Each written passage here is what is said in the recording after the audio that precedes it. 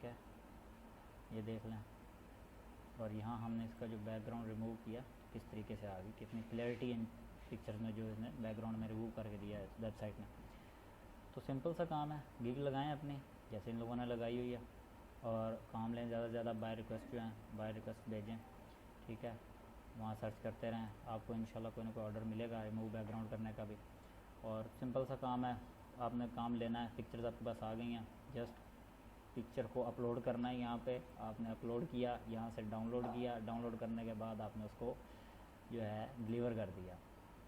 कोई इतना मुश्किल काम नहीं है। प्रोडक्ट्स की ज़्यादातर इमेजेस होंगी जो ज़्यादा काम होता है, तो इंशाल्लाह इजी सा काम है, करें और कमाई करें।